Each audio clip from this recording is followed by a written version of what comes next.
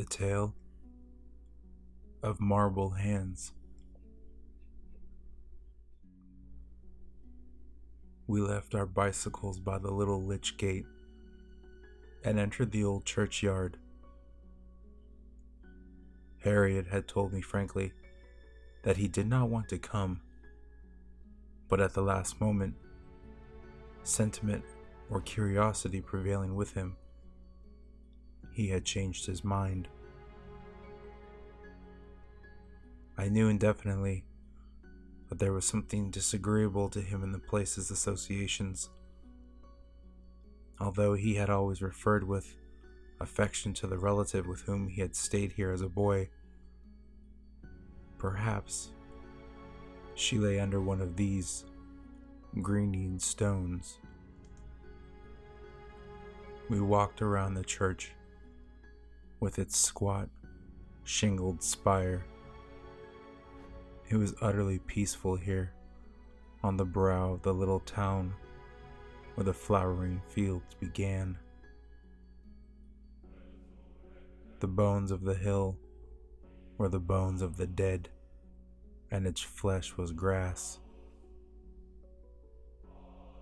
Suddenly, Harriet stopped me. We were standing then to the northwest of the chancel, and a gloom of motionless trees overshadowed us. "I wish you'd just look in there for a moment," he said, "and come back and tell me what you see."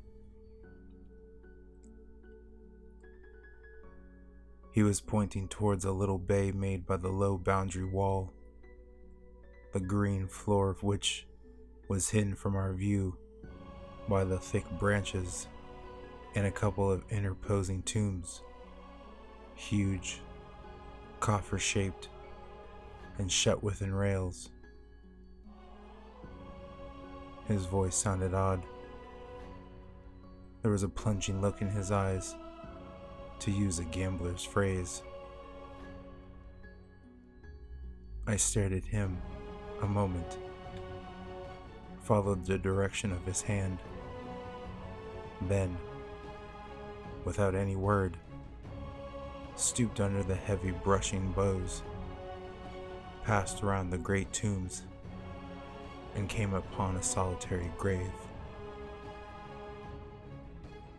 It lay there quite alone in the hidden bay, a strange thing, fantastic and gruesome.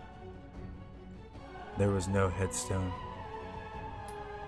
but a beleveled marble curb, without name or epitaph, enclosed a gravelled space from which projected two hands. They were of white marble, very faintly touched with green, and conveyed in that still, lonely spot a most curious sense of reality, as if actually thrust up, deathly and alluring, from the grave beneath.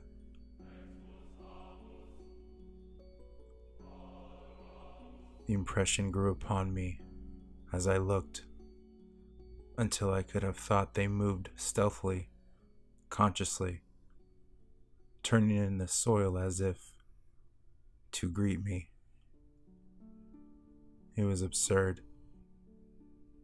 but I turned and went rather hastily back to Harriet. "All right, I see they are there still," he said, and that was all. Without another word, we left the place and, remounting, continued our way. Miles from the spot, lying on a sunny downside, with the sheep about us in hundreds, cropping the hot grass, he told me the story. She and her husband were living in the town at the time of my first visit there, when I was a child of 7. they were known to Aunt Caddy, who disliked the woman. I did not dislike her at all, because when we met, she made a favorite of mine. She was a little pretty thing, frivolous and shallow, but truly, I know now, with an abominable side to her. She was very vain of her hands, and indeed, they were the loveliest things, softer and shapelier than a child's. She used to have them photographed in 50 different positions, and even once they were exquisitely done in marble by a sculptor. He was a friend of hers. Yes, those were the ones you saw, but they were cruel little hands. For all their beauty, there was something wicked and unclean about the way in which she regarded them. She died while I was there, and she was commemorated by her own explicit desire after the fashion she saw. The marble hands were to be her soul, more eloquent than letters. They should preserve her name and the tradition of her most exquisite feature to remoter ages than any crumbling inscription could reach. And so, it was done. That fancy was not popular with the parishioners, but it gave me no childish qualms. The hands were really beautifully modeled on the originals, and the originals had often caressed me.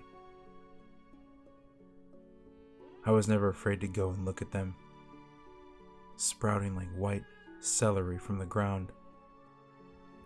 I left, and 2 years later was visiting Aunt Caddy a second time, and in the course of a conversation, I learned that the husband of the woman had married again, a lady belonging to the place, and that the hands, only quite recently, had been removed. The new wife had objected to them, for some reason perhaps not difficult to understand, and they had been uprooted by the husband's order. To be honest, I think I was a little sorry. The hands had always seemed somehow personal to me, and on the first occasion that offered, I slipped away by myself to see how the grave looked without them.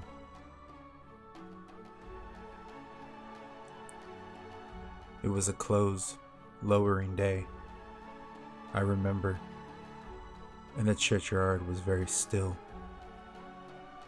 Directly, stooping under the branches, I saw the spot. I understand that Aunt Caddy had spoken prematurely. The hands had not been removed so far, but were extended in their old place and altitude, looking as if held out to welcome me. I was ecstatic, and I ran and knelt and put my hands down to touch them. They were soft and cold like dead meat,